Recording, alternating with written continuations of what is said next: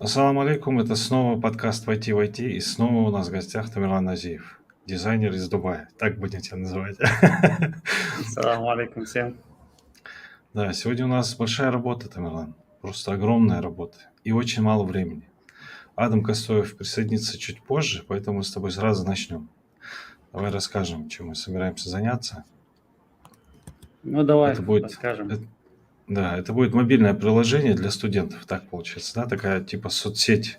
Ну, даже не соцсеть, может быть, своеобразная соцсеть, так скажем, для студентов и даже преподавателей. Мгм. Вот у нас есть файл Figma с нуля почти. Я там так быстренько кое-что накидал. Сейчас тоже его расшарим. Давай мы будем вот так вот здесь находиться.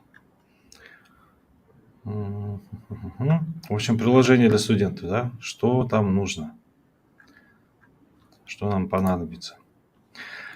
Для того, чтобы поставить вот правильное понимание процесса, хотелось бы немного затронуть вообще, как происходит процесс. И сейчас у нас ограниченное время, мы пытаемся нереально быстро все это сделать.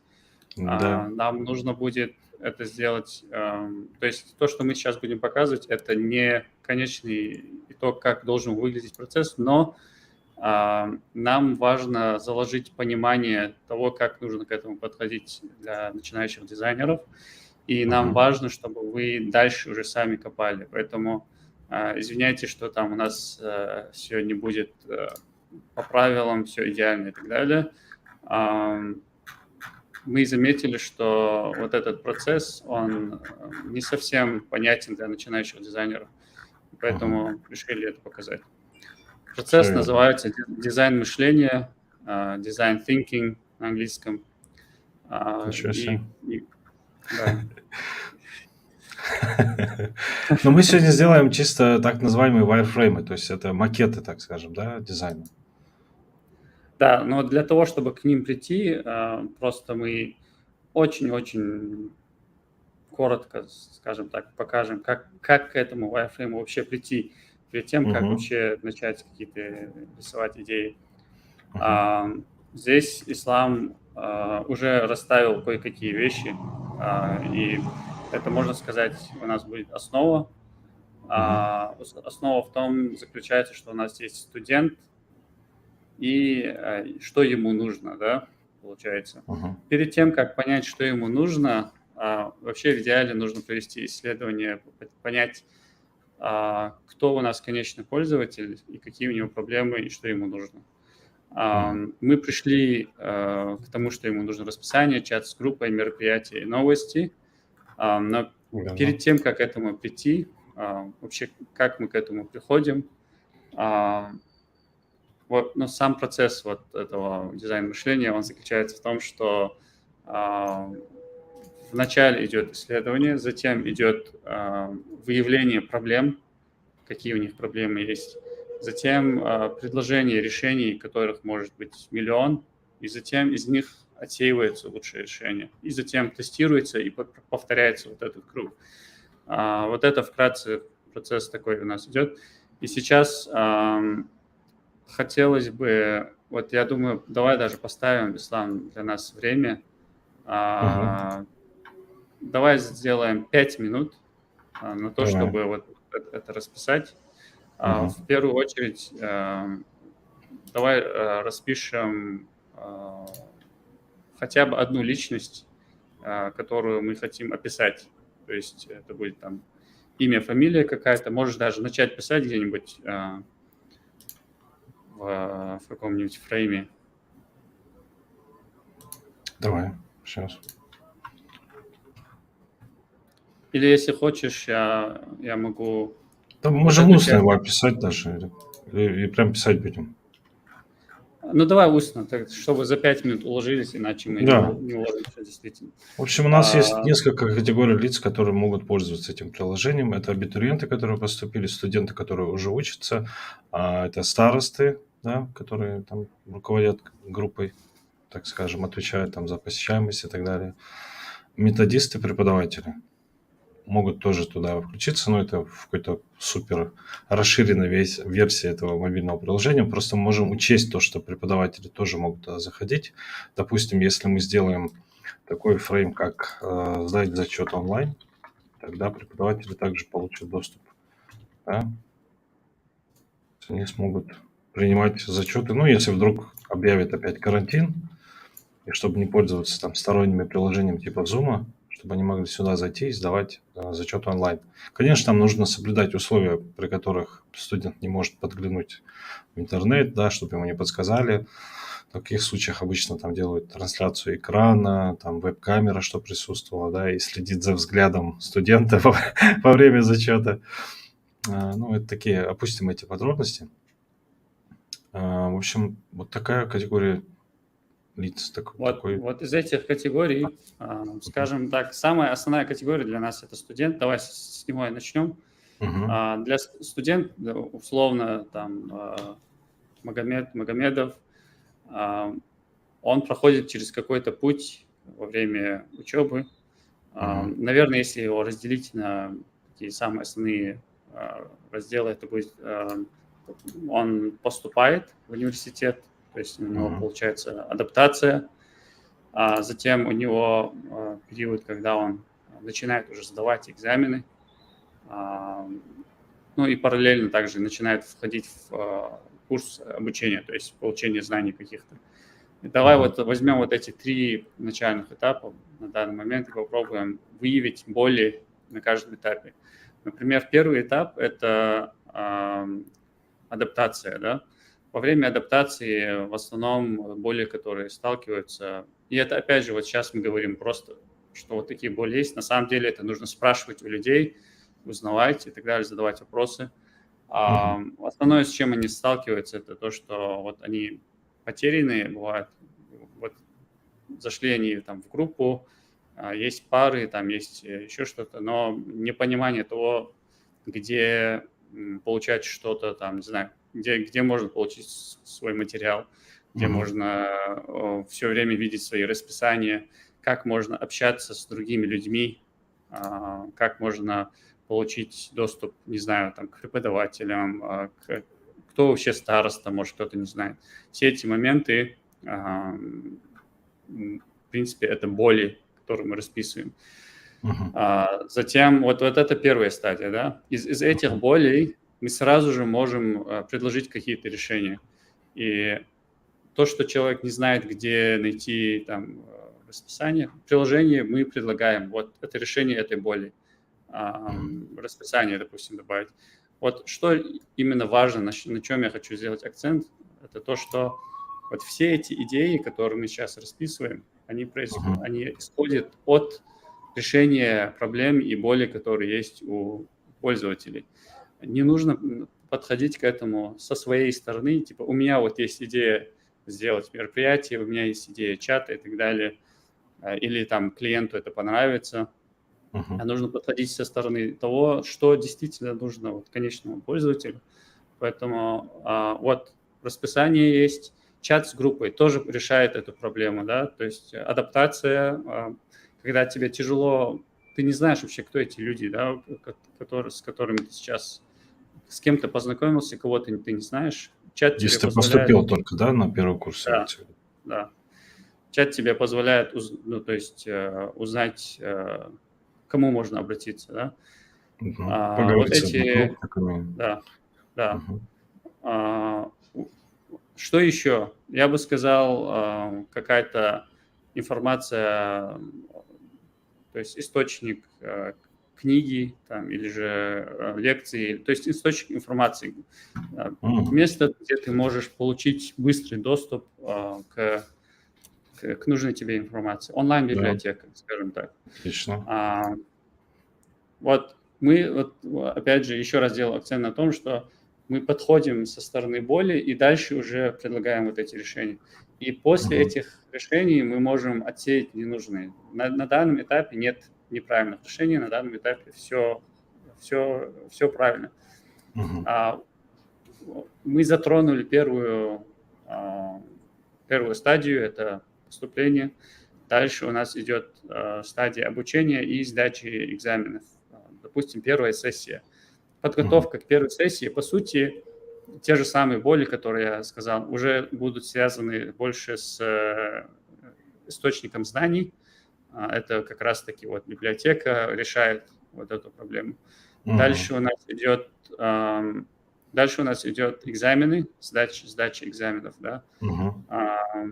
Сдать зачет онлайн, в принципе, решает одну из проблем, это зачет или экзамен. Это как минимум, человек может нервничать, человек может, допустим, если он должен прийти к преподавателю там, и в первый раз он там перед ним сдает экзамен, возможно, для него это какое-то, не знаю, неприятное для него какое-то мероприятие. И почему Он может сдать его онлайн, что ли? Ну, одно из решений, да, сдать его онлайн. Но, опять же, это решение может быть правильным, может не подойти. На данном этапе у нас нет неправильных решений. То, что ты, допустим, упомянул насчет того, что может быть какая-то, опять же, карантин и так далее, это тоже может решить эту проблему, но я подхожу с этой стороны. И вот таким образом, то есть я не буду сейчас, опять же, слишком много времени забирать насчет процесса, потому что у нас, опять же, сколько? У нас достаточно. У нас достаточно и, так скажем, модулей для этого приложения, да? Тут и мероприятия, и новости. Вот эти вещи, мероприятия и новости, опять же, откуда они идут? Мы не должны там подстраивать наши идеи под процесс. Мы берем их с процесса. Дальше, допустим, во время обучения, там, 2-й, 3-й курс, что еще, какие проблемы бывают, да? Может, нужны какие-то мероприятия для того, чтобы подтягивать умения, ораторские какие-то навыки, да, какие-то умения работать с группой, там, такие вещи, такие мероприятия, в принципе, они помогают. То есть это то, с чем ты сталкиваешься дальше, и вот это решает... площадки какие-то, да, клубы. Да, клубы могут быть там по интересам. По профессиональным, да, интересам и так далее. И новости, это, в принципе, связано с мероприятиями, то есть новости, они позволяют показать, где что будет, и ты можешь подстроиться. Ну, начиная даже от того, что пару перенесли в другой кабинет, в другую аудиторию. У нас подключился Адам Костоев, давайте его добавим, поприветствуем. Марш Волан. Салам алейкум. Алейкум ассалам. Салам алейкум. Алейкум ассалам. Что я пропустил? Мы вот как раз... Самое скучное. Да, мы занимаемся тут изучением боли студента, что ему нужно вообще в этом приложении. Пока вот такой список составили.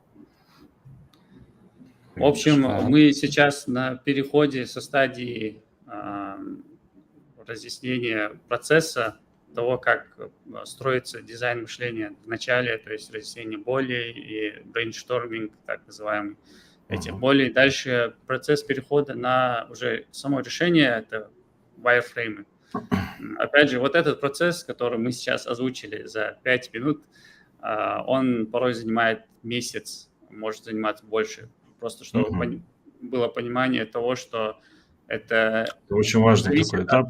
Это важный этап и зависит от размера проекта, от сложности его и так далее, от количества людей в проекте.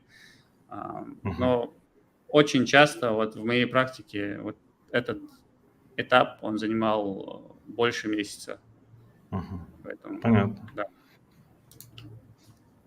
Давайте продолжим, тогда перейдем к... Не знаю, мне кажется, какое-то дробление здесь нужно, разделить на подпункты, которые внутри вот этих находятся. Как вы думаете, надо? Да, можем расписать функционал на каждую страницу. По сути, это будет такой уменьшенная копия user flow, так называемый, то есть пользовательский вот этот путь от А до Я, там, и на каждом экране, на каждом шагу у тебя расписывается, что ты можешь там сделать. Расписание, допустим.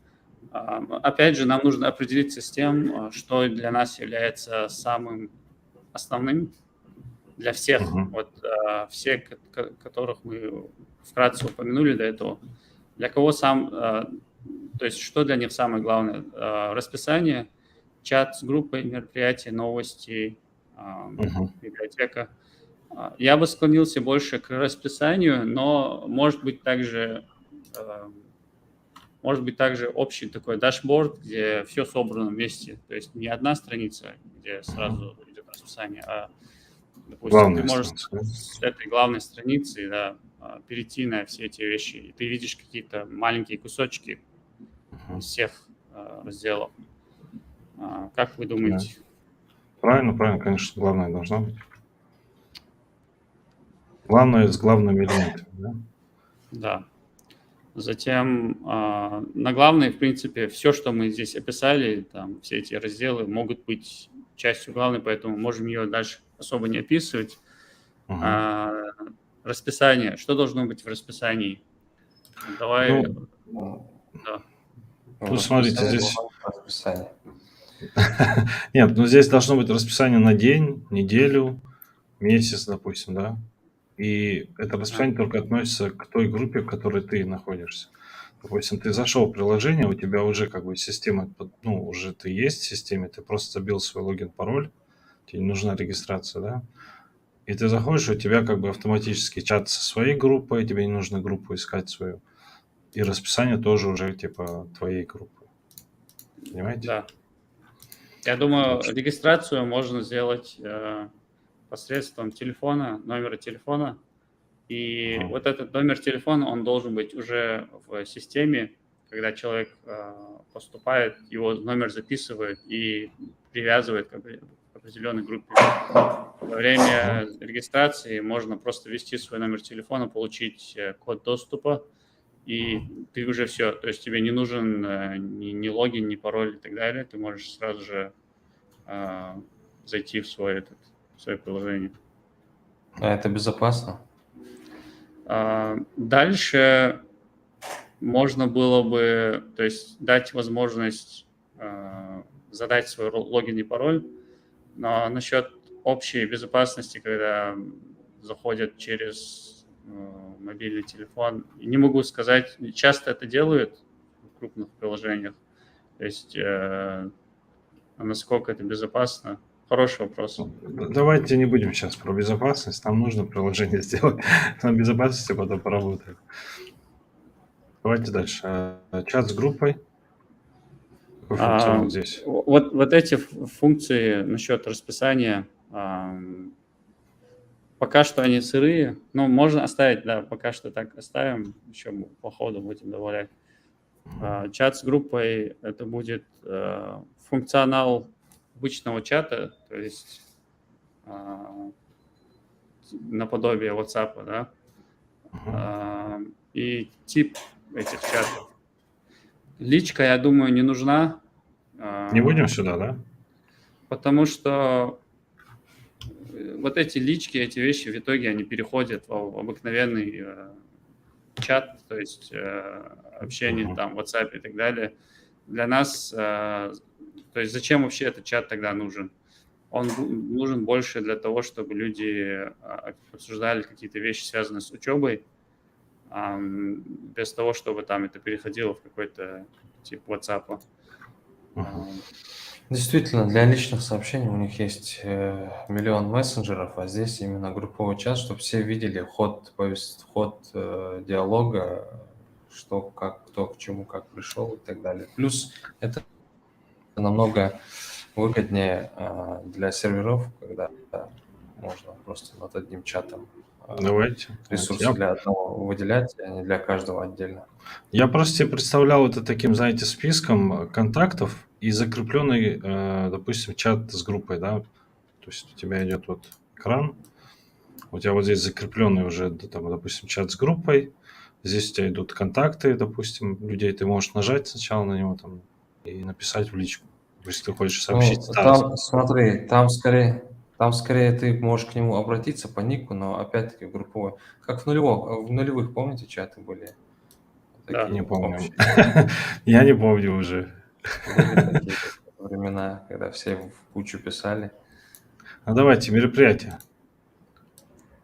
Мероприятия. У нас... Мероприятия и новости, я думаю, это что-то чуть-чуть связано между собой. мгм. То есть список мероприятий, которые будут проходить на этой странице, будут описываться. То есть прошедшие тоже будут, но в основном это типа то, что подходит. И по сути новости это и есть, мне кажется, в основном мероприятие есть новости. Что еще там, какие новости происходят, кроме Ну, мероприятий? Я не думаю, Ну, там. новости, я не знаю, уведомления новости это будут в одном. Если это разные вещи, тогда окей. А так здесь могут быть уведомления, допустим, вот Берт нам пишет, уведомления об Да-да-да. изменившемся расписании. То есть это уже, да, получается, типа уведомление на уровне всего приложения, как вот эти бывают в приложениях с красной точкой, там что-то появилось. А мы можем и Вот. раздельно сделать. Если вы вспомните Facebook или ВКонтакте, там есть, ну вот в Фейсбуке была возможность, запрещенная в Российской Федерации, там, там есть возможность создать мероприятие, допустим, да, или ответить на мероприятие. Ну и отдельно у тебя идут посты, которые делают твои друзья, допустим, да. В этом случае у нас такой воображаемый, так скажем, вдруг это руководство колледжа, это может быть кафедра, да, там методисты, ну, те, кто имеет доступ, так скажем, к тому, чтобы постить новости. А, Поэтому можем и разделить. То есть Да, новости Мне не очень, всегда можем могут мне быть. очень сложно представить новости такой организации, насколько они частые и что вообще туда подразумевается в этих новостях. То есть Мгм. Я бы там больше себе вот, представил какие-то обновления по вот как раз-таки расписание, там, допустим, карантин какой-то или погода плохая, там, не приходите, Мгм. приходите, вот такие вещи Да. организационные. И, наверное, мне кажется, то есть уровень этих новостей, он не в плане категории, которые ты заходишь всегда там проверять, в плане push уведомлений, ну, если ты хочешь, ты можешь там зайти в А нотификации. что, если мы сделаем так? То есть, если мы их разделяем, допустим, у нас есть новость о мероприятии и отдельная вкладка мероприятия, где ты можешь на нее перейти, допустим, здесь новость о том, что завтра будет фестиваль в IT в колледже таком-то, и ты типа нажимаешь «Буду участвовать», и можешь перейти на свое мероприятие, почитать описание, да, кто придет, там, может быть, еще какие-то дополнительные вкладки. Ну, как вы видели, это ВКонтакте такая тема тоже бывает. А, Опять же, я думаю, тогда можно было бы новости переименовать в уведомления. Мгм. И так, Берт говорит в новостях анонсы, истории и так далее, мероприятиях, календаре, таймлайнсы, планируемым событиями. Мгм. То есть вот как раз-таки это я хотел сказать, что в уведомлениях можно упомянуть, что, допустим, через 30 минут или там завтра начнется мероприятие, в то время как в разделе мероприятий это же самое событие, оно за месяц его можно проверить. Мгм. Просто уведомления, они нужны для того, чтобы напомнить, что вот это происходит. Но не только, если да. Если объявлен сбор на новые шторы, то это что будет? Новость или уведомление? То есть Это я будет должен... новость. Это будет Для меня, например, часть. новость – это что-то, что я могу сам решить, когда мне это почитать. А уведомление – это то, что за меня решают, что мне сейчас нужно обратить внимание прямо. Ну, давайте не будем заострять внимание на том, что новость может быть и уведомлением, push-уведомлением, может быть и новостью, просто как история, вот как Берт сказал. Поэтому давайте такой стандартный вариант возьмем, потому что у нас очень мало времени. Нам нужно уже начать рисовать, я думаю, нет? Да, Давайте к можно следующему пункту начинать. перейдем. Зачет экзамена онлайн. Окей, это какая-то штука типа скайпа, зума, да, с Вот это возможностью. очень сложная тема на самом деле, которую мы 100% не успеем нарисовать в виде приложения, потому Мгм. что туда может входить что угодно. То есть это может быть целое приложение внутри приложения. Мгм. Но его Чтобы... можно пропустить. Вообще, я сам так работаю, да, если у меня как бы мысль хорошо идет на какой-то скрин, я его делаю, если пока ничего в голову не приходит, я просто перескакиваю, чтобы время не тратить, чтобы потом вернуться к этому. То есть я быстро прохожусь по тем, которые у меня быстро получаются. Ну, Да. да, ну и логику, в принципе, все понимаем, да, как это Ну, в может целом выглядеть. это, да, уже 100 раз обкатано, что Zoom, что Google Meet там Да. скопировать плюс-минус. Так, То зайти есть в чат. изобретать, я думаю, такие вещи лучше не изобретать, вещи общественного пользования, потому что люди привыкли к таким вещам, Да. к стандарту таких вещей, и лучше Ага. им сразу понимать, как это, где работает, где включать, где выключать.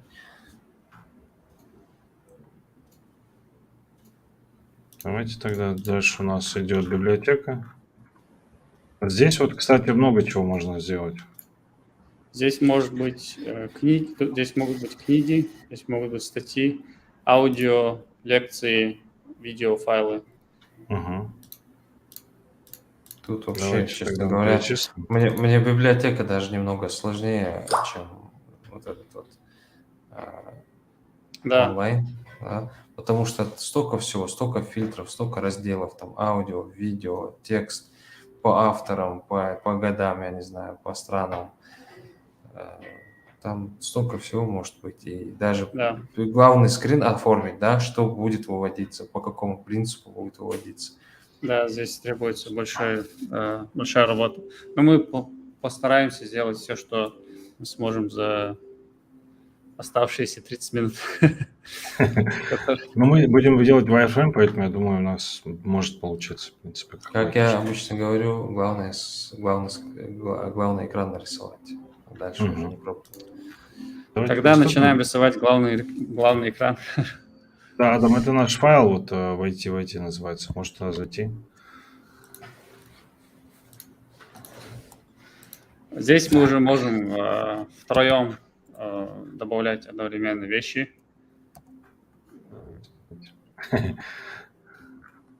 Здесь iPhone 14 размер Ничего возьмем. себе, да, сразу модный выбрал. Давай. Да, Так, сразу на это не про, перспективу. конечно, но пойдет. Это времена бедных студентов прошли уже, все. Да.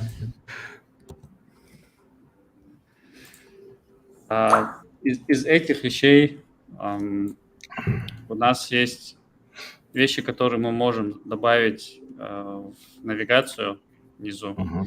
Есть вещи, которые мы можем добавить на главную страницу. И тут нужно определиться для нас. Мы можем сразу протестировать несколько вариантов. Это добавлять ли все на главную страницу, потому что, в принципе, этих разделов не так много. Либо там только что-то избранное должно быть на главной, а остальное через навигацию идет. Главное избежать путаницу. Главное Ну, не в любом сделать, случае, как ВКонтакте сделали. Там прям закидали всеми все. да. Знаете, вот я люблю, когда заходишь, да, или открываешь, и сначала выглядит просто и не пугает тебя. Тебе кажется, здесь всего 3 кнопки, там 2 кнопки. А вот когда внутрь провалишься, там очень богатые, в общем, возможности богатые и так далее. То есть разрастается внутрь. Вот это я люблю. Но когда у тебя прям сразу очень много информации, как, я не знаю, на какой-то панели, и ты не знаешь, с чего начать. И, во-первых, UX нужно очень сильно продумывать, чтобы вести пользователя, чтобы обращать его внимание на главные элементы в первую очередь. То есть во всех планах это сложнее становится. К этому лучше прибегать, когда есть необходимость, когда никуда не денешься, и есть много элементов, которые по-любому нужно вытащить на поверхность, и они должны быть сразу. В остальных всех случаях лучше прямо просто так. Тут Это я так думаю. согласен, да, есть понятие прогрессивного раскрытия информации. Когда прогрессивно раскрывается, для новичка это самое легкое. Сейчас вот у нас есть 7 категорий получается, и мы понимаем, что 7 мы не смогли бы туда в навигацию поставить. Угу. Вообще максимум, который я видел, это 6 в приложениях, но вообще рекомендуется максимум 5 делать. И, ну, по сути, вот эти новости, мы могли бы, конечно, их перевести в отдельные, ну, сверху, допустим, колокольчик какой-нибудь, да, с новостями, Мгм. и остальные там попытаются. Но все равно вот этого кажется чуть-чуть многовато, и это может действительно быть чересчур много, когда мы заходим. Ам, Но что вот из этого мы можем выявить для себя самое главное, самое то, что вот человек открывает приложение, оно сделано для того, чтобы его использовать каждый день, да. Заходим, там, проверяем что-то. Если ты заходишь туда там раз в месяц, скорее всего, ты захочешь его удалить или раз Да. там в полгода. Поэтому вот что мы каждый день проверять будем? Это расписание, мне кажется, а, чат. Вот эти две вещи пока что самые основные. И дальше, я думаю, вот библиотека тоже. А, Вот эти вещи для каждодневного использования самые важные. Мероприятия, новости, зачет. То есть зачет – это раз в квартал, да? То есть это нам не так важно.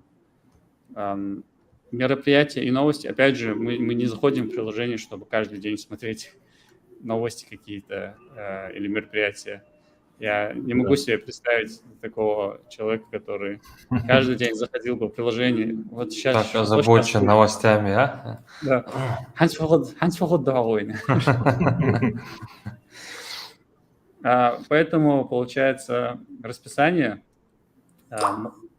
можем даже разбить. Вот мы втроем, каждый берет какую-то штуку и пытается вот набросать блок на главной странице.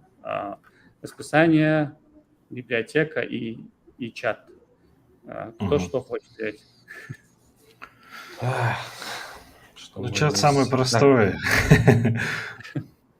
Чат все Вот просто. насчет библиотеки, я даже не уверен, насколько это нужно на главной странице, потому Ну, что смотри, навигацию можно поставить, а именно вот на главной странице выводить что-то, обычно выводится какая-то динамическая информация, да?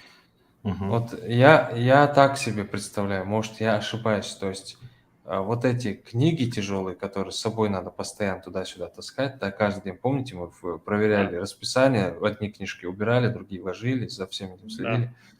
Вот, то есть, если бы это было уже в прошлом, и у тебя была бы библиотека в приложении, тебе просто задают домашку, ты просто каждый день из этой же библиотеки читаешь. То есть все твои домашки основаны на том, чтобы читать из библиотек. Тогда бы эта вещь была каждый день нужна, так же, как и чат и все остальное. В противном Мгм. случае он действительно уходит уже на второй, третий план. Вот так вот. Почему бы и да, как говорится, книги, которые, допустим, система знает, что сегодня у тебя занятие по мат-анализу, например, и вот Мгм. эта система тебе в этот день выводит эту книгу для того, чтобы ты мог на нее перейти. Сразу. Ну, соответственно, Мгм. да. А, Почему бы и да. Давайте, Но давайте, давайте. тогда кто за какие, то есть кто что хочет взять, чтобы мы Так, сразу начали. что там осталось? Ну, я чат возьму. Чат брать как-то. Давай Вот тогда, так Ислам, у это нас. чат. Ты, Адам, что хочешь? Так, а, может, я расписание возьму? Все тогда. А, Библиотека будет. Тогда сделаем 10-минутную, да, наверное, сессию. Каждый пускай вот будет сейчас заниматься своим куском, и затем мы опять начнем обсуждать. Мгм. Можно Мгм. внутри этого фрейма, можно отдельно, кому как. Можно смотреть пока примеры. Там.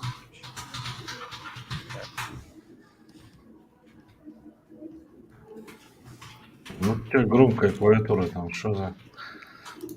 У меня, да. Да, да. Я привык Механическая, что ли? бить. Не, ну, обычно, да. Просто у меня не MacBook, как у всех дизайнеров. Так, Нет, это вообще там... Ну, ладно, я сейчас копирую. что такое? А нет, просто на Мы моем... это все в итоге на один экран соберем. Ну ладно, без разницы. Вообще. Ну я просто чат делал, я думал отдельно сделать чат. Ты хочешь прям, окей. Ты внутренний экран хочешь сделать. Ну, Ну, да, давай типа, можем и внутренний экран. Давай так и сделаем тогда. Каждый внутренний экран начинает рисовать, и потом уже все это объединим на главной странице. давай. Мгм. Пока вообще мы не думаем ни о шрифтах, ни о стиле, ни о чем. Мгм. У нас Размеры, даже вот, дизайн-системы нету, правильно? Мы не знаем, да, углы вообще круглые или ничего у квадратные. нас нет. Да. Мы рисуем wireframe, то есть цель wireframe это как раз-таки никакого дизайна визуального, все должно быть максимально простым для того, чтобы максимально легко было все менять. А, Иногда бывали такие случаи, когда мы показывали клиентам wireframe, и клиенты говорили, все хорошо, но почему здесь цвета черно-белые? То есть они были готовы принять эти wireframe как готовый дизайн. А у меня А без вот этих бывает, вопросов принимали даже.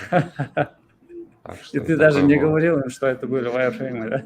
Но обычно, знаешь как, я знаю, что как бы я там гениальное что-то не сделал, сколько бы я ни страдал, клиент все равно свои правки захочет нести. Поэтому я сначала делаю такой черновой быстрый вариант, просто чтобы он слово сказал, а потом я бы уже начал нормально работать.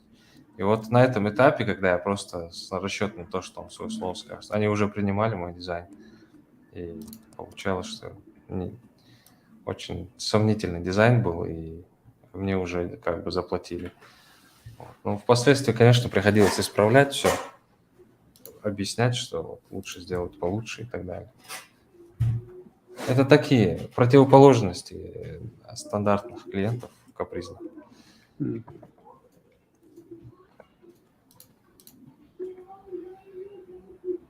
у кого играет музыка на фоне?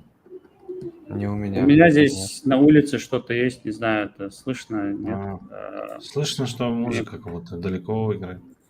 Постоянно они здесь какой-то парк цветочный, А, там что-то у играет. тебя окно открыто, да? Может, Да, закрыть его? может закрыть его. Да.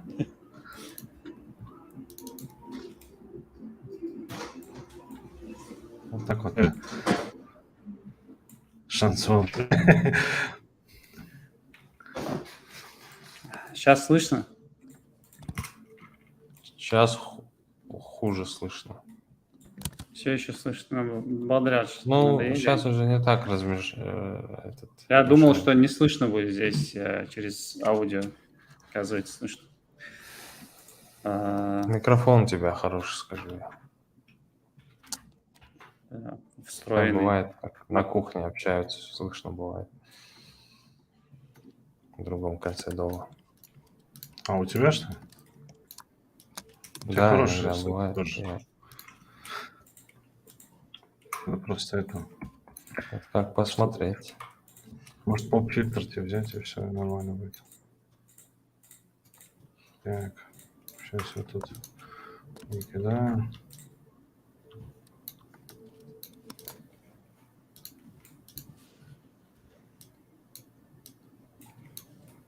Сколько там обычно в месяц бывает дней?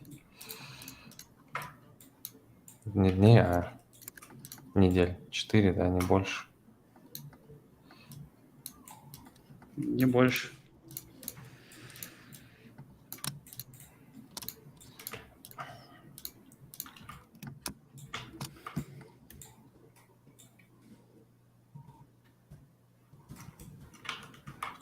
Забыл. Так. Даже забыл, какие предметы бывают в университете. Я тоже. Поэтому пиши предметы из 1 класса. Стандарт. Это сейчас не важно. Теория государства и Математика. права. Вот, предметы. История. Как же без истории?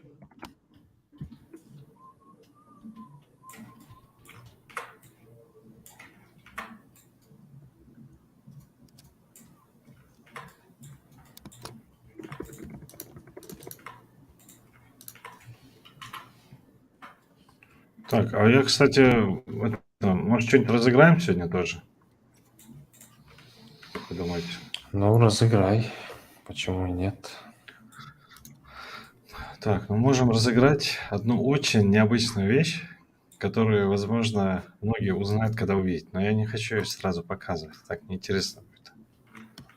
Короче, за лучшую идею, которую нам сегодня в комментариях напишут касательно приложения для студентов, тому будет этот подарок. Это недорогая вещь, но она прикольная. Мне кажется, мало кто покупает ее. Вообще, по-моему, редко ее покупает. Но это будет приятный сюрприз. Недорого подарок, как дорого внимание. Такие мудрости Яндекс.Дир. есть ВКонтакте.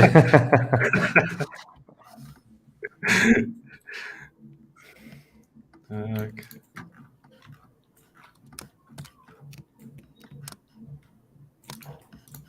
Не знаю, что я за дичь творю, но обычно я какую-то дичь сначала выдаю, потом только что-то нормально. Так что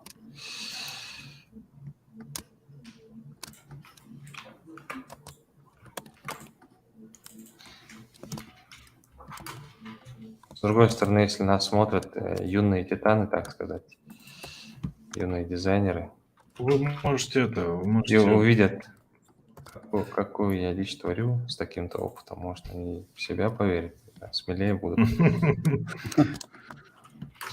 Вы можете комментировать то, что делаете. Тогда будет интереснее. Соответственно, в Не субботу комментировать учишься. тоже можно.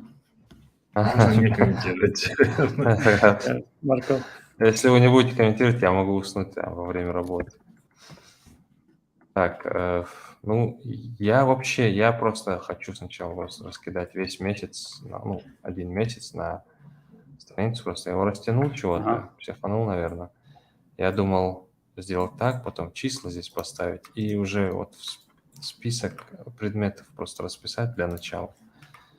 И Как уже ты потом- думаешь, по стандарту, когда открывается первый раз страница, показывать на сегодня или на всю неделю расписание? Тут уже зависит от того, какие у тебя большие ячейки, я думаю. Если у тебя они все достаточно большие, что вчитываться не надо, то Мгм. достаточно сегодняшнюю ячейку просто как-то подкрашивать, подсвечивать, и этого будет достаточно. Если же они мелковатые, то можно, конечно, вывести какой-то важный, сегодняшний, завтрашние дни, им отдельное место вывести, выдать, и остальное как бы пустить тоже сеткой. В целом, просто тут еще и видение дизайнером на многое влияет. Вот я, например, я не могу, если я не вижу картину, если я не вижу черно-белую картину занятости этой недели. Некоторым людям достаточно просто написать там: завтра я с 19:30 до 21:00 преподаю там и так далее. И так весь список написать. Я так не могу. Я взял, например, у меня есть расписание моих занятий. Я их кружочки начертил, знаете, вот эти куски сыра нарисовал. И так я увидел всю неделю и понял, насколько у меня все хорошо или плохо. И только так я Да. успокоился. Кто-то любит фокусироваться на конкретный день, кто-то любит фокусироваться то есть ему нужно видеть всю картину сразу. Но в любом случае мы даем им возможность, мы должны дать им возможность переключаться, то есть тот же календарь не знаю, Apple календарь, Google календарь. Ты нажимаешь на дату, и эта дата раскрывается, и на этот день у тебя весь список задач стоит. А так, обычно, допустим, в календаре Apple месяц показывается по умолчанию. Для нас, для студентов, я думаю, что-то между неделей или днем. Наверное, если мы можем позволить себе по пространству поместить неделю, чтобы то есть все было видно сразу, можем попробовать неделю. Так.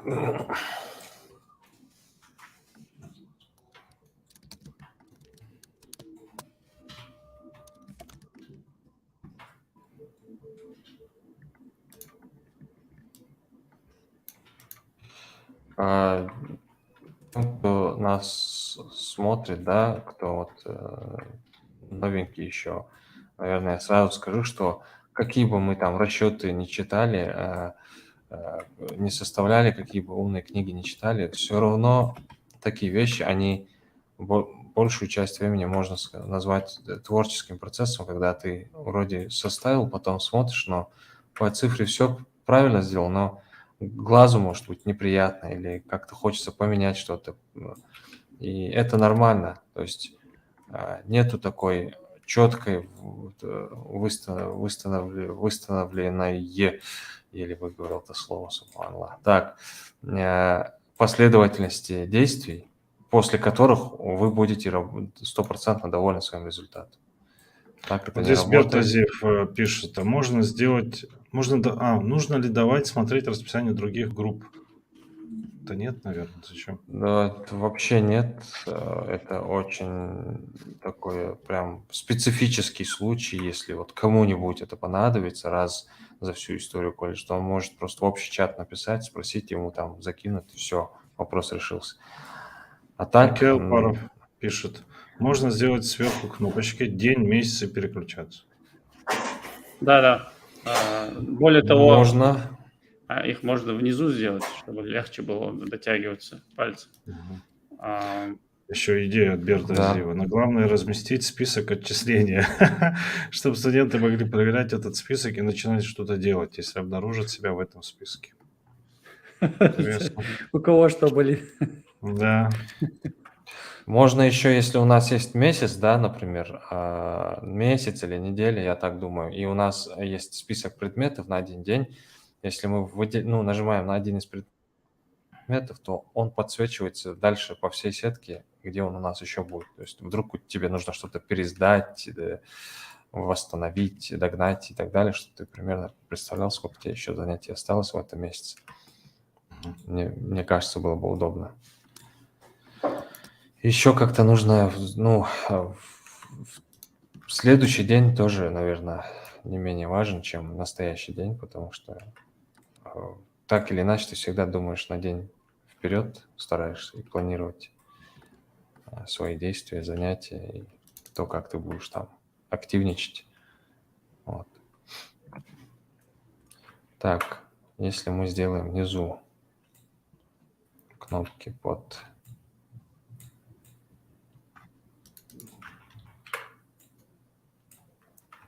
Так, день, неделя, месяц, год, смысла нет. Тем временем я вам нашел самую важную вещь, которая у вас не было.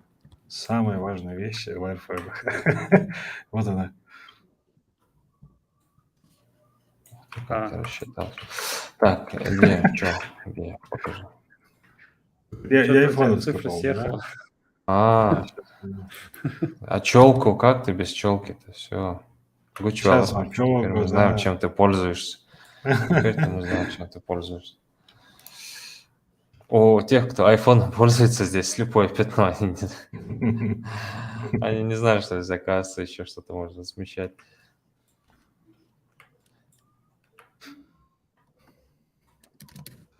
Главный экран делаете, Так. да? Вы делаете расписание. Вопрос кому? А вот то, что я сейчас вижу вот здесь. Это, получается, Расписание. на самом деле книги на сегодня.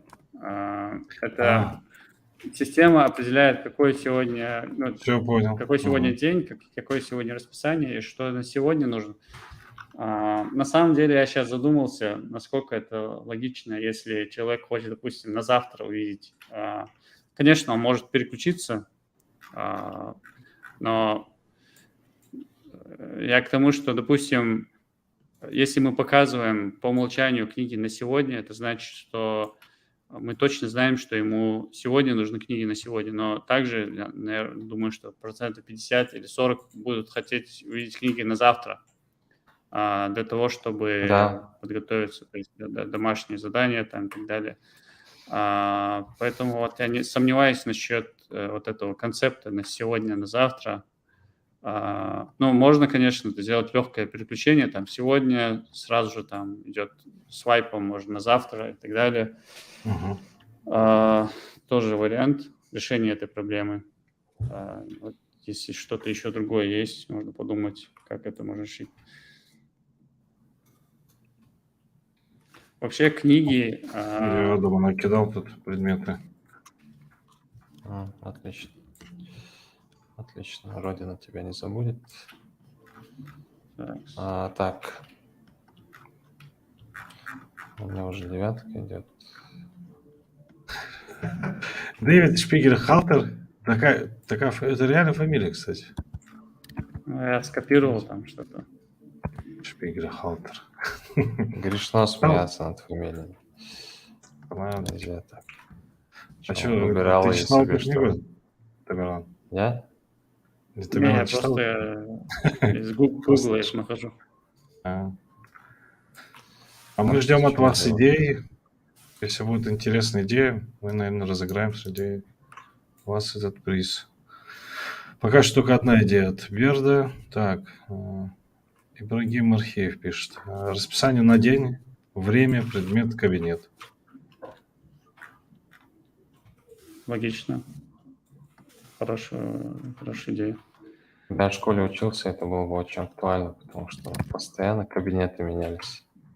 Каждый раз нам приходилось гадать, где у нас будет. То есть не было постоянных кабинетов одного и того же предмета. Это проблема была. Как, помните, в ключе от Форт Боярд? Мгм. Каждый раз вот это происходило. Мы бегали по этажам с ключами, карликом, Да. искали, в общем, кабинеты.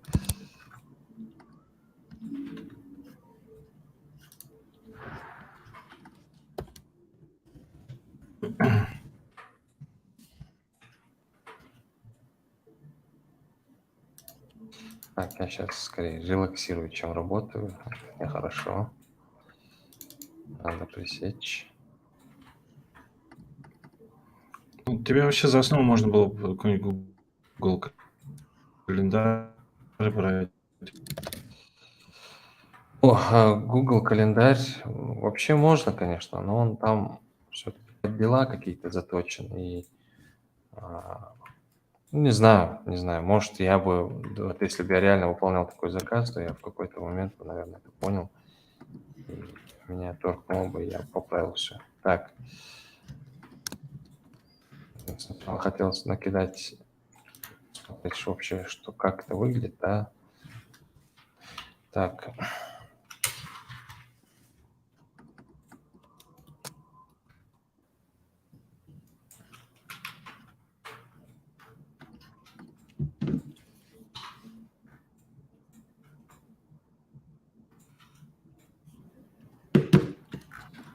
Еще такая проблема есть.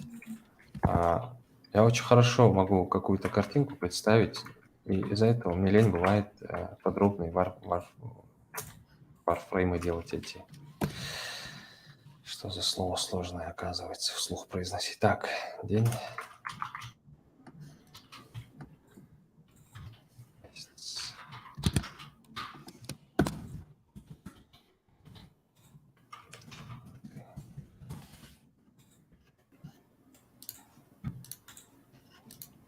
Ну, это на самом деле не только тебе мешает. Вообще у многих дизайнеров вот эта проблема есть, когда они насмотрелись чужих работ, а потом не могут придумать что-то свое. И вот зачастую это мешает развитию вообще как дизайнеру.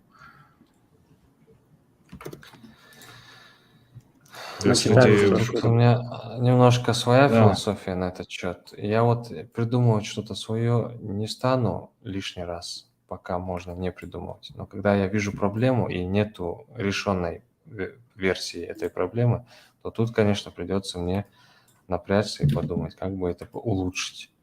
Но в остальном я считаю, что что есть, то есть, и люди этим пользуются. И может быть, я очищу от лишнего, да, максимум. Вот. Или там цвет поменяю, углы сделаю более круглыми, но в целом я буду стараться придерживаться каких-то вытоптанных дорожек, проверенных вот этих вот. А каждый раз пытаться подарить этому миру частичку своей креативности, по-моему, это какая-то бессмыслица, и надолго человека никакого не хватит. Любой человек начнет в какой-то момент повторяться. Вот даже там, где я работаю, да, в игровой индустрии, там какая-нибудь фирма, которая делает стратегии, она всегда делает стратегии, они больше ничего не умеют и не получится у них. Но зато стратегии у них отточены, и каждый раз что-то новенькое, но каждый раз это могут быть какие-то стратегии.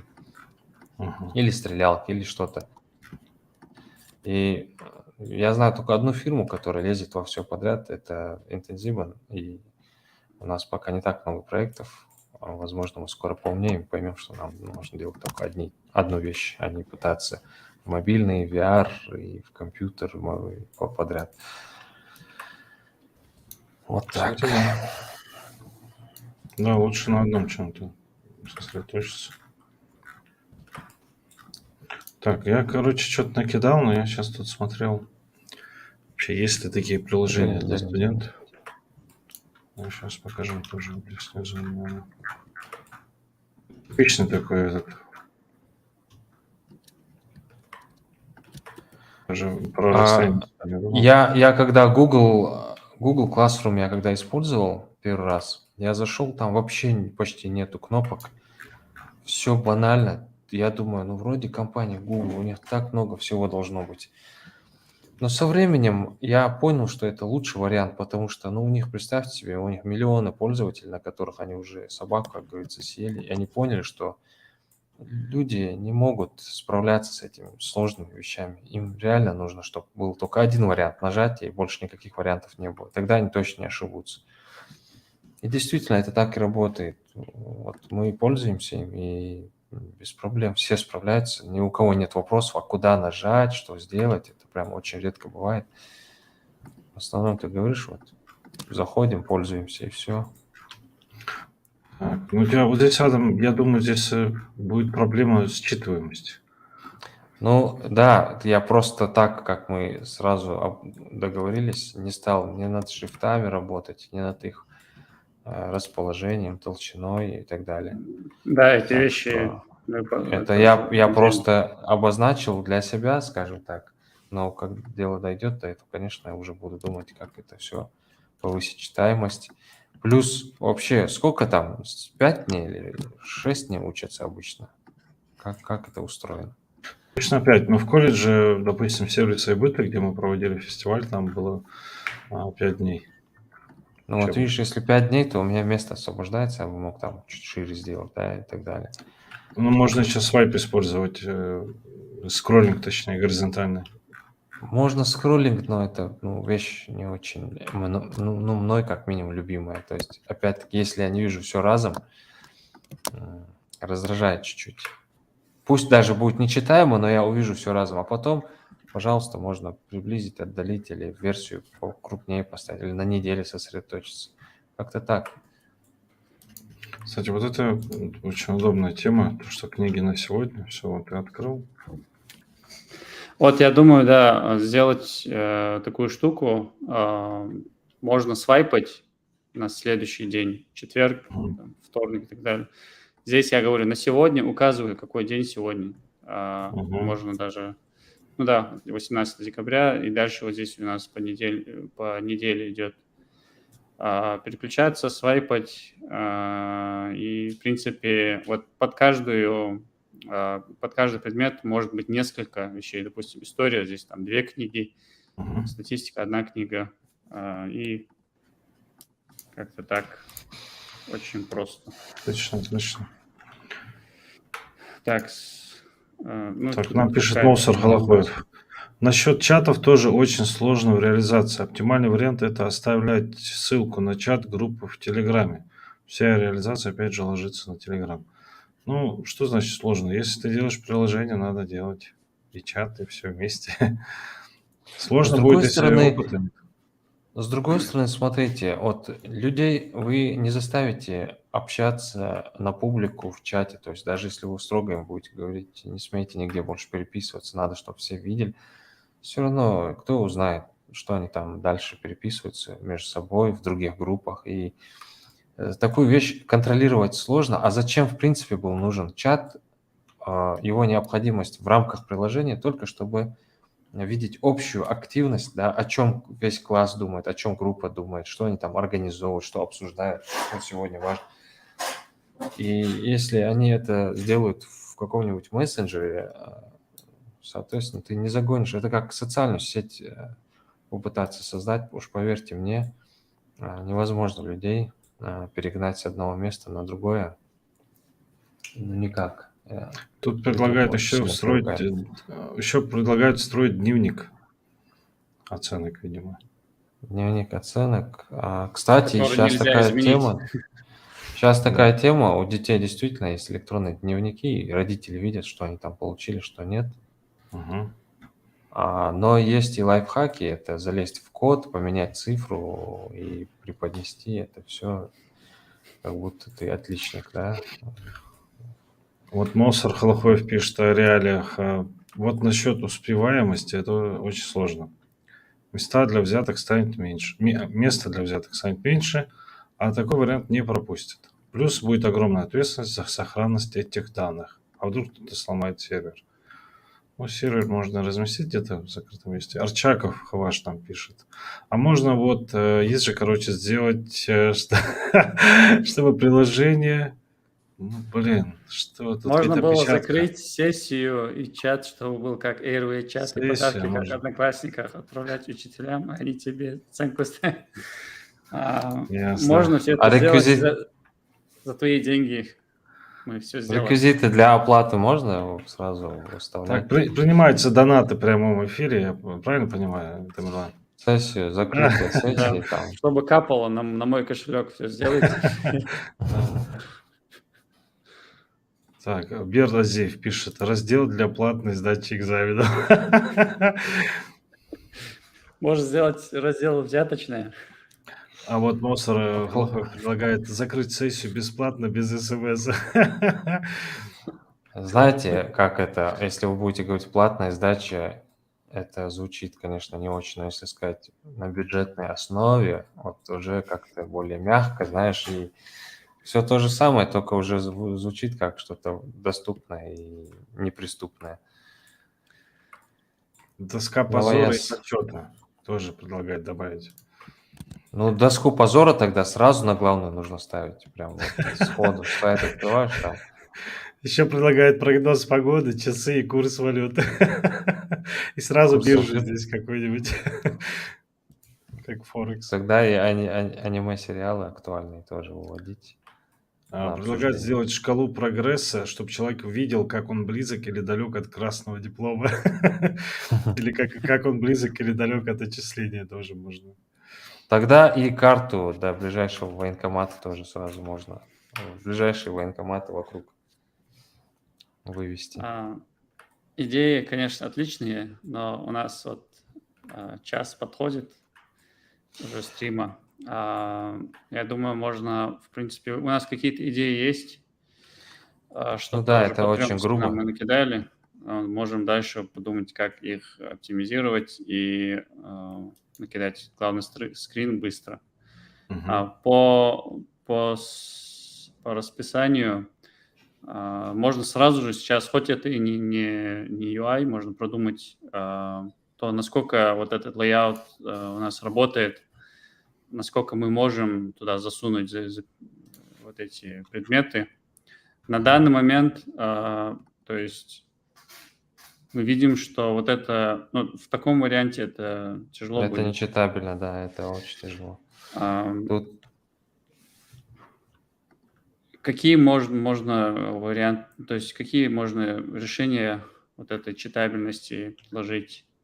вообще можно убрать 2 лишние недели, допустим, да, или вообще этот месяц, вариант месяца без подробного расписания, как-то указать либо количество предметов, не знаю, там, и вообще расписание на месяц, честно говоря, такая очень непонятная, зачем нужна штука. Максимум, что человеку нужно, это неделя в таких случаях. То есть неделя она Согласен. повторяется снова и снова. То есть самый большой вариант это должен был быть неделей, потом Да, можно день, убрать 2 дня. месяц. Получается, у нас есть, по крайней мере, пространство. Мы можем вот это пространство разбить на... ну, допустим, вот этого у нас уже нет, получается, да, в сути. Да. Мгм. То есть можно было вот, наверное, уже теперь в линии их разбить неделю, Ну и Вот, суббота у нас уходит. и и субботу тоже суббота у еще. нас уходит. По пространственному восприятию а, времени слева направо работает, но по расположению у нас вот неудобно все-таки. И вот я думаю, что лучше сделать сверху вниз. Наверное, у нас выбора нет, да? Либо сверху вниз, либо придется вот эту штуку, то есть не всю неделю, а, допустим, у нас там вот такой свайп можно сделать, где, Можно допустим, один день растянуть просто на весь экран и свайпать уже понедельник, вторник, среда и так далее. Ну, там можно и тогда стрелочки можно было сделать, бы типа, влево-вправо. То есть один день а, отображать, а показывать стрелочки влево-вправо. Да, что значит, нужно если, будет растянуть. допустим, вот так обрезать, чтобы сразу понималось, что вот здесь дальше идет свайп. Ну, То есть, если Мгм. обрезать это хорошо, человек сразу чувствует, что можно дальше листнуть. Действительно, это прям как ну, такая интуитивно понятная вещь и в то же время призыв к действию. Но если у нас позволяет возможность, читабельность в таком случае, тогда бы, наверное, и стрелочки не пришлось бы, да, сюда рисовать, да. занимать ими полезное пространство. Мгм. Не, ну, свайпа не используется. Скроллинг, точнее. Это не свайп больше, а скроллинг. Ну да, Ну, вот у нас, в принципе, пространства хватает. Я думаю, э, если так концепт, грубо говоря, сделать. Допустим, здесь у нас... вот мы можем даже подумать насчет этой штуки, нужно ли ее использовать. Можно, в но принципе... для нее место внизу освобождается, потому что уже в этих кнопочках день, месяц, неделя нужда пропадает, и, соответственно, с лишнего места есть, свободное место есть для этого. Мы можем вот эту штуку сделать, унифицировать, то есть для даже вот книг Как то же апбар, самое. да? Но нужно еще думать насчет того, как у нас идет навигация. Навигация у нас будет снизу, потом сверху от навигации вот эта штука Мгм. сверху, или же все-таки поставить вот сюда наверх, потому что все-таки свайпом же мы можем это сделать. То есть для нас То сюда есть она тапать чисто это... визуальный характер несет, так ведь? Если Да, но тогда она, вот можем... ее можно, на нее можно тапать, как это нажимать, вот пример есть в Apple календаре. В Apple Мгм. календаре есть список на сегодняшние, то есть сегодняшнее расписание, и Мгм. сверху стоит вот эта штука. Когда ты нажимаешь на, Мгм. допустим, четверг 19, он все равно переключает, но ты можешь также свайпнуть. Просто вот эта штука, она больше Ну, как информационная, но плюс еще ты, если хочешь, можешь там, то есть с- ты даешь им несколько вариантов. ага. Давайте не будем заострять внимание Согласен, но сейчас. видишь, Главное, чтобы эта штука нам... действительно визуальная, но она еще и интерактивная получается, Да, да, если да, да, кому да. кто-то додумается туда ткнуть. Давайте И мы можем вот следующий нам нужен тоже. сказать, Интерактивность и получается вторая вещь в ее да, случае. расписание, Расписание. обозвать Да, вот это заголовок, конечно, без заголовка никак. То есть, расписание, расписание, вот эти штуки, ну, можно просто для пока что так сделать, да. А затем, нужны ли нам эти цифры? ну, да, число нужно все-таки. День нужно написать, и число нужно написать. Это важно. Когда у нас Еще идет, бывает, например, в Америке важно там, какая это неделя в месяце идет. Первая, вторая, третья тоже. Но мы это опустим, допустим. Я вот думал, числа может как на фоне пустить, а не вот так. То есть как сейчас, да, серыми, большими, но над ними, если мы текст спустим, можно было Да. бы и но так это это мы все. можем уже на стадии UI как Бывает. бы Ну да, понять, да. как идея, как бы. А Ну, в так числа общем, обязательно. Число и Просто день у нас недели вот здесь обязательно нужно указывается. обозначать. Но, в Вот здесь есть. принципе, это повторение, оно не мешает, потому что мы еще раз усиляем вот это, то, что это 18-е, то, что 19-е можно свайпнуть. Все-таки не совсем очевидная вот эта штука для некоторых людей, кто не совсем разбирается в приложениях. Так хотя бы понятно, вот 19-е. И вот дальше у нас по самим этим расписанием, думаю, можно время указать. То есть со скольки до Начало, скольки. конец, да. И, в принципе, у нас будут готовые карточки. Вот это время можно сверху вниз сделать также. Допустим, у нас идет 9,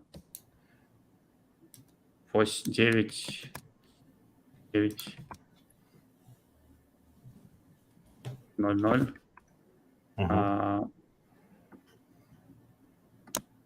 Вот так, там, не знаю, 11, ну, пускай пока очень грубо будет, 13 там.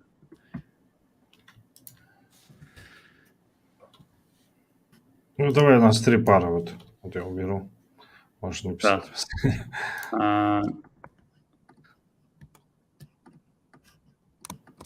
Здесь нужно все часы расписать. Я просто пока что как бы тестируя это говорю. И здесь у нас будет, допустим, мелкий шрифт. И вот это время на пару, оно будет уже видно визуально. То есть мы, допустим, говорим, что вот здесь внутри у нас заливка идет какая-то. И вот эта теория государства может идти 2 часа. И каждый час у нас, допустим, в виде полоски отражается. Разве там не одно и то же время у всех? То есть, когда вы дела записываете, это актуально, потому что ты должен видеть, сколько времени. Я помню, что у нас, по крайней мере, где я учился, бывали пары удвоенные, то есть 2 пары 2 часа, допустим, или же пара на 1 час. Поэтому как слоты. Тогда да, смысл есть. Вот нам подсказывают, нужен номер аудитории, и можно даже этого преподавателя написать. Да, номер аудитории, корпуса, вот эти все вещи можно... Это получается полноценная карточка у нас по каждому предмету идет, стандартная. Да. То есть у нас место, пространство позволяет там в день сколько там. И вот эти даже отсеки, они могут намного больше места занимать. В принципе, даже вот эта карточка, может, она не нужна уже, раз у нас отсеки есть. Допустим, теория государства, аудитория.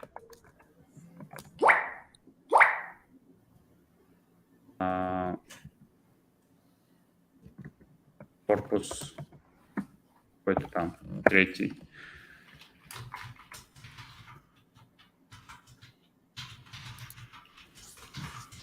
И можно преподавателя тоже написать.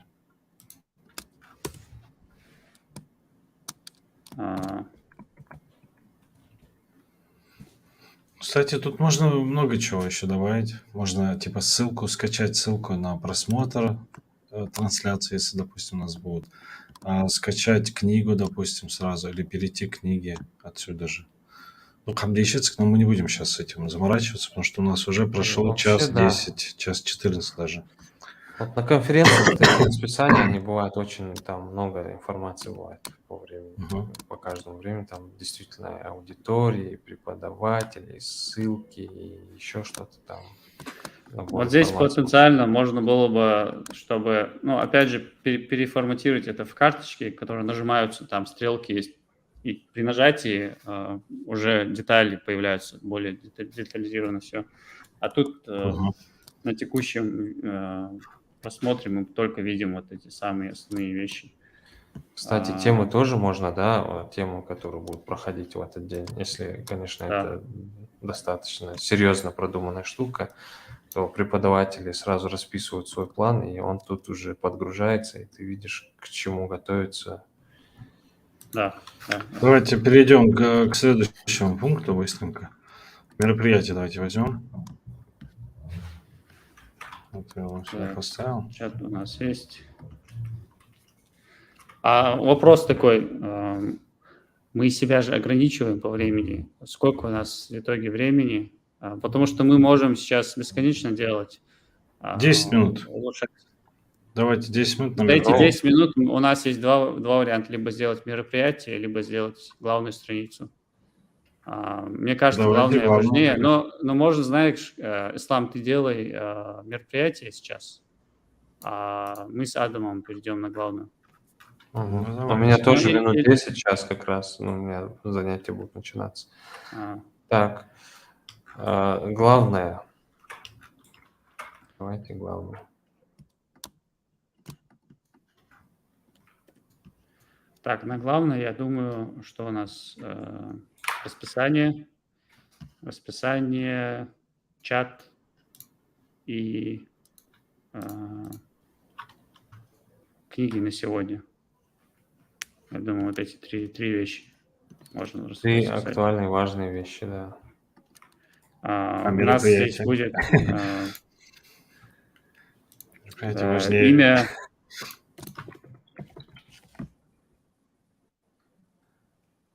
Допустим, имя будет сразу же высвечиваться, что, понятно, что это персонализированное приложение, что это чисто под него идет.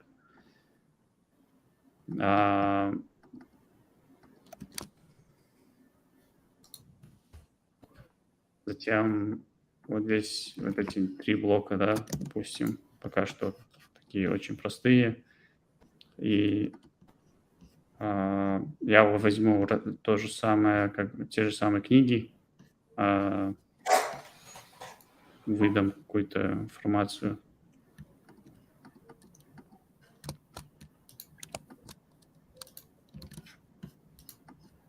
Так, чат у нас как будет? Из последних сообщений состоять, наверное, да? То есть чат смысла нет здесь? Да, я думаю, список чатов, допустим, основные там 2-3 чата, да, Ага. там чат, допустим, группа моя, чат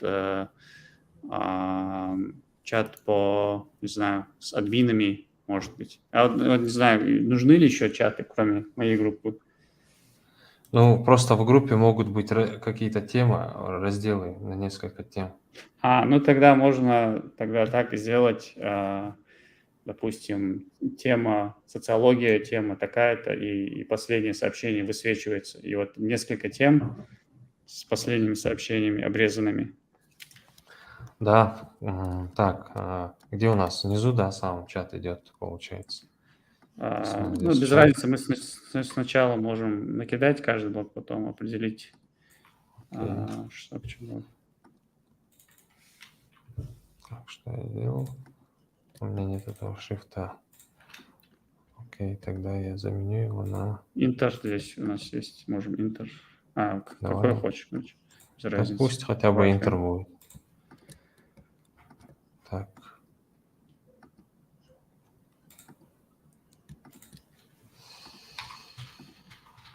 Так, сообщение, кто-нибудь что-нибудь пишет еще.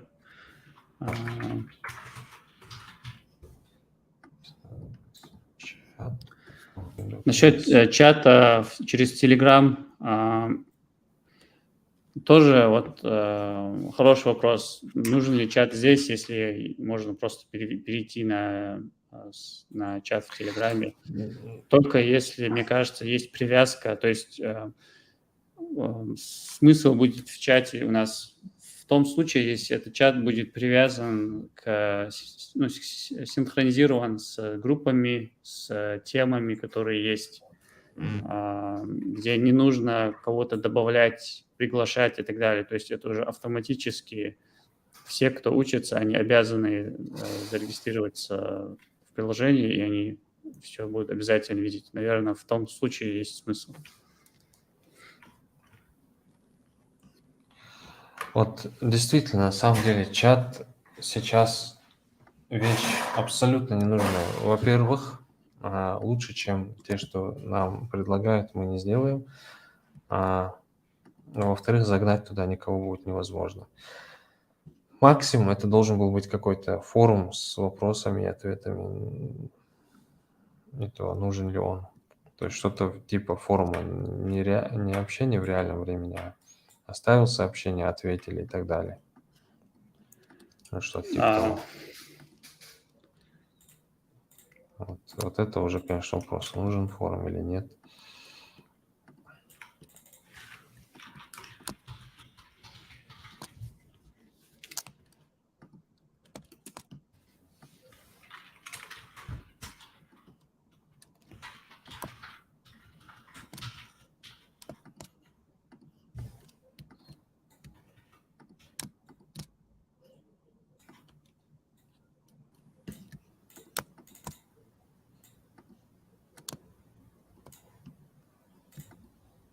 Кстати, можем параллельно выбрать победителя уже, наверное.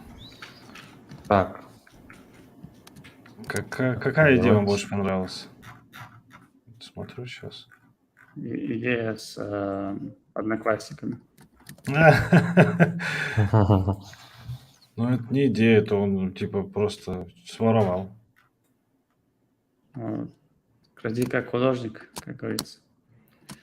Была идея, смотрите, сейчас я вам еще раз перечитаю. Так.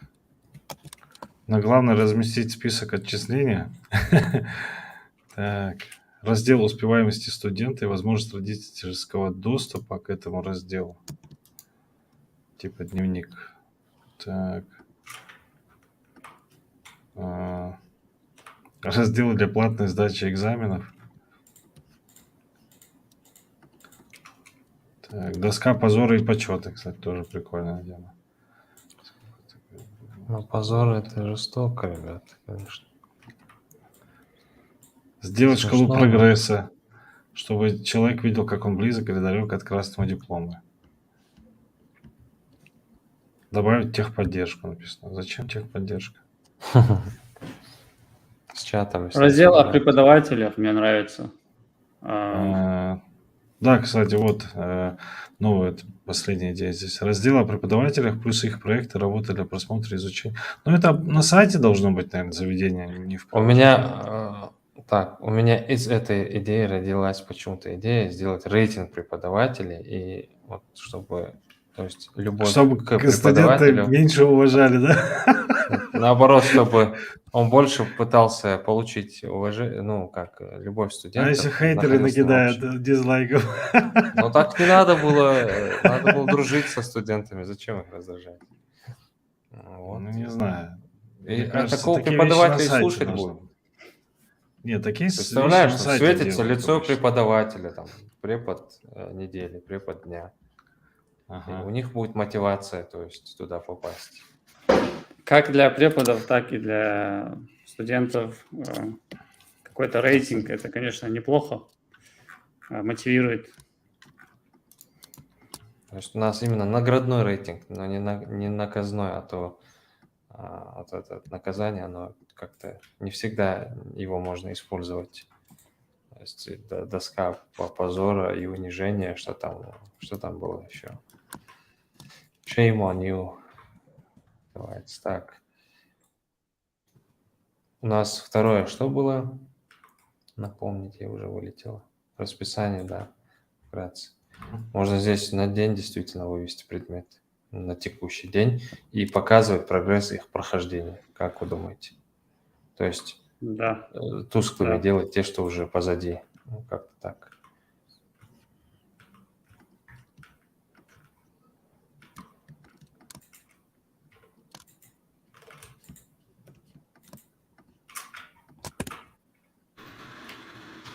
Саня, а где главное? А вот главное.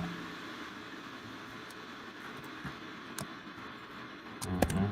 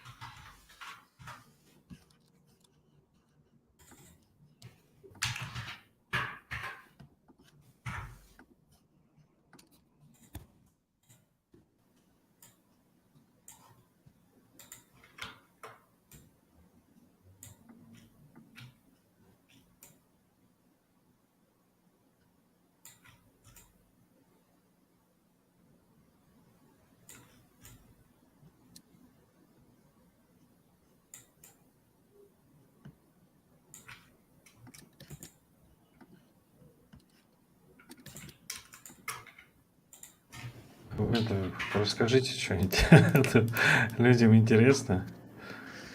Так, я подумал, было бы хорошая идея здесь расставить кабинеты напротив этого мелкого расписания на главном, потому что ты смотришь там история Ингушетии, и первый вопрос в каком это кабинете происходит. Все, по-моему, эти два вопроса друг другу очень взаимосвязаны, и ты туда бежишь. Вот. А более подробно ты уже можешь на самом основном расписании смотреть. Да, согласен. Тут вопрос задают. Спрашивают, с чего начать начинающему дизайнеру, наверное, да, дизайнеру. С Ну, чего начать смотрите, начинающему у дизайнеру? меня, э, я даже не знаю, один или два ответа на этот вопрос. В общем, какой-нибудь инструмент по-любому надо освоить, потому что как ты будешь проверять то, чему ты научился? Это что касается инструментов. А еще есть теория. Теорию ты тоже должен знать, потому что просто инструмент, если ты знаешь, но не знаешь, что делать, то ты как будто ничего не знаешь, потому что не можешь применить свой инструмент. А если ты не знаешь никакого инструмента, но знаешь, что делать, то это опять-таки начинает тебя тормозить, потому что, ну как ты ручкой на бумаге, что ли, будешь делать? Этого недостаточно. Поэтому минимальный инструмент нужно сначала освоить. И, то есть минимум инструмента и побольше теории в начале, я так думаю. Потом уже можно инструменты подкачать, посложнее что-то научиться каким-то. Если более конкретно говорить, я бы предложил изучить основные принципы графического дизайна и фигму, потому что фигма – это вещь простая, зашел, там пару часов посидел, все, разобрался. И как только ты принципы графического дизайна основные изучишь, хотя бы поверхностно, да, то ты уже можешь что-то делать и идти в правильном направлении. Тебе только остается набираться опыта, узнавать еще больше об этих принципах, узнавать еще дополнительные штуки и параллельно учить более сложные инструменты, которые позволяют там тебе делать уже сложные штуки всевозможные, анимации, не анимации. Плюс современный дизайнер, я бы сказал, он по-любому должен немножко с программированием подружиться, хотя бы немного, потому что сейчас нейросети, сейчас веб-программирование, и ты должен знать, как эти вещи работают, и они тебя будут ускорять. Или ты будешь сильно отставать от тех, кто в них разбирается. По-моему, безвозвратно прошло то время, когда дизайнеру только надо было уметь, так сказать, рисовать, да, и вообще не разбираться в том, как это работает. Сейчас по-любому нужно уже немножко разбираться. И нейросети, они у кого-то на самом деле сейчас очень сильно забирают работу, а кому-то они очень сильно помогают в работе и ускоряют его работу. Вот сейчас будет такое разделение, но это мое мнение, я точно не знаю, Аллаху алим, да, будет разделение на тех, кто запрыгнул на поезд и не запрыгнул, и все. Как часто бывает вот в таких переломных моментах. Как вы думаете?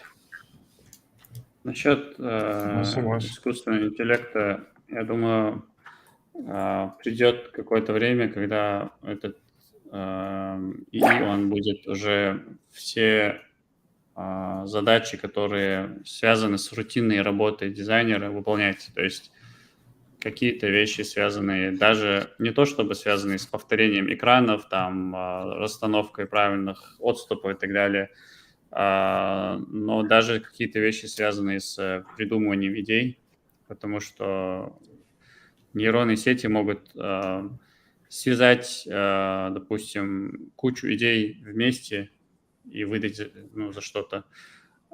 Но чтобы там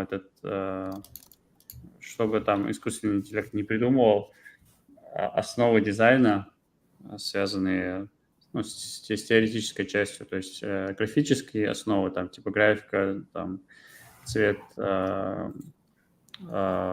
композиция, это будет нужно, потому что вот эти знания, они все равно пригодятся в принятии решения, что выбирать, как двигаться дальше. И плюс очень важно, что нужно помнить, это принципы UX-дизайна, то есть не просто там визуально, что должно выглядеть как, ну и принципы взаимодействия человека с этой машиной.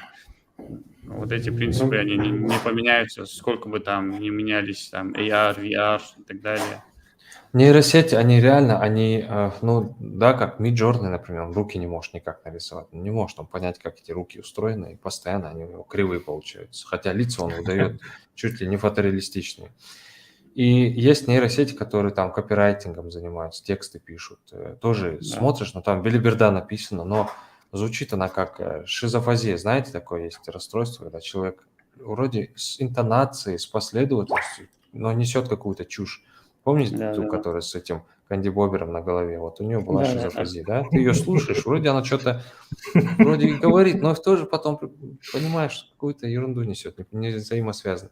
То есть нейросети вот где-то на этом уровне сейчас, но как минимум вот этот страх белого листа, который, например, у писателей, да, бывает, у дизайнеров он тоже бывает, когда ты сидишь и не знаешь, как стартануть, с чего начать. Вот этот вопрос они уже закрывают. Они тебе просто накидают уйму таких смелых, необремененных, так сказать, разумом вариантов, и ты уже можешь все, ты можешь уже отталкиваться и быстро начинать. То есть переделать или добить что-то намного легче, проще, чем сидеть из пустого пространства, что-то пытаться выхватить. И вот в этом плане они... Лично я ими даже сам пользуюсь в последнее время, особенно я вот Midjourney там или Stable Diffusion я установил. И ничего, пользуюсь. Midjourney Мне это очень... хороший вариант, когда тебя просят нарисовать логотип знакомые, и ты говоришь Midjourney нарисовать этот логотип, и он выдает тебе то, что ты, да, сам не должен рисовать, и просто отдаешь, и все. У меня это уже сработало пару раз. У меня он выдавал, конечно, кашу, но это была хорошая каша для того, чтобы поразмышлять и что-то из этого сделать.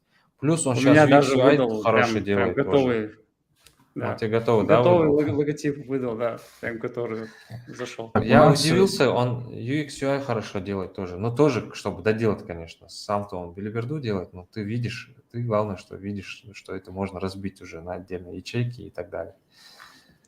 Товарищи, общем, да, я это думаю, вообще мы такая вот- тема для отдельного подкаста про Да. искусственный интеллект. У нас, давайте сначала разыграем наш приз. Все-таки за кого вы голосуете? Так, давайте я вам свой голос передам, потому что мне надо бежать. И вообще я не люблю судить и голосовать. Это для меня тяжело. Мне хочется всем все раздать. Поэтому я на эту роль не подхожу. И мне уже ты- пора. Хорошо, Адам Ляуресов, что пришел сегодня. Да, welcome. отпускаем Было- тогда, Адам. Было тебя приятно поработать с легендами UX/UI дизайна бок о бок. Надеюсь, С мы одной когда-нибудь легендой. что-то полноценное сделаем. Вот. Как Ну, раз а те- трое вот, мы смогли все сделать вместе. Да. Хорошо получилось, Маша. Да, да. Ну, UX Я какой-то мы, да, все-таки поработали. Я думаю, может быть, еще будет подкаст, где мы это будем все уже красочно, так скажем, красивые кнопочки, всякие тени и так далее. Это все можно будет превратить. Но это будет потом. Спасибо, Адам Ляуресов, что пришел. Мы тебя отпускаем. Пошел. Ассаламу алейкум. Алейкум ассалам. Тамерлан, а нам с тобой придется выбрать победителя. У нас приз необыкновенный, как я сказал в начале, необычный приз. Недавно буквально на него наткнулся. Даже немного стыдно дарить его. Не, на самом деле прикольная вещь. Мне кажется, особенно парням она очень пригодится. Особенно тем, кто неаккуратный, так скажем. И это не чепчик. И не фартук каждый. Короче, я нашел такую вещь, которой пользовался Шелдон из теории Большого Взрыва. Для того, чтобы складывать вещи. И вот эту штуку мы сейчас подарим одному из предложивших идей. Кстати, она не дешево стоит, я тебе скажу, довольно-таки. Ну, это точно Сейчас даже я- не 500 рублей. Давал, да, вообще. Нормально, не знаю. Ну, тебе понравился комментарий Хаважа Арчакова про то, чтобы был какой-нибудь чат и подарки для преподавателей. Они тебе за них Ну, оценку ставят.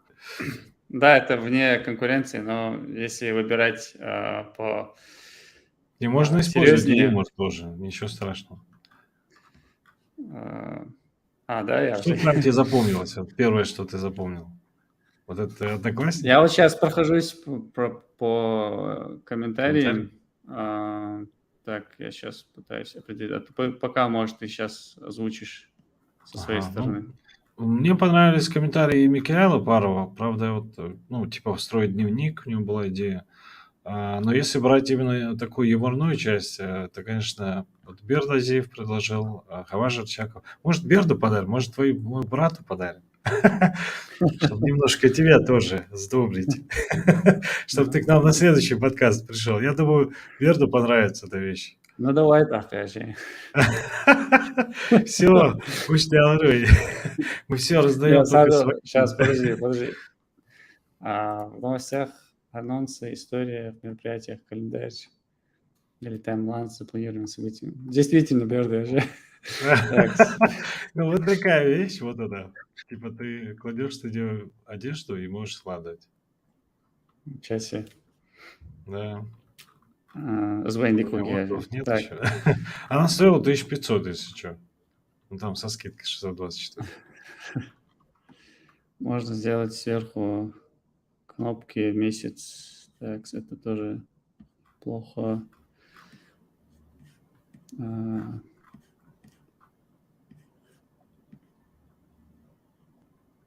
А может, Хаважу подарим? Да, я думаю, Хаважа самая оригинальная была идея. Все, Хаважу дарим тогда. Не, можно и Микаэлу Парову, и Монстру Холохоеву. Они тоже писали, ребята пришли на стрим. Может, среди них выберем? Хаваж-то без нее обойдется. Он же сам Да, очень действительно. аккуратный человек. Хаваж, ты пролетаешь. Все, ударим тогда. Давайте... Я думаю, Микаэл все-таки больше всех предлагал идеи. Да. Ну, он здесь так, больше Моуса предлагал.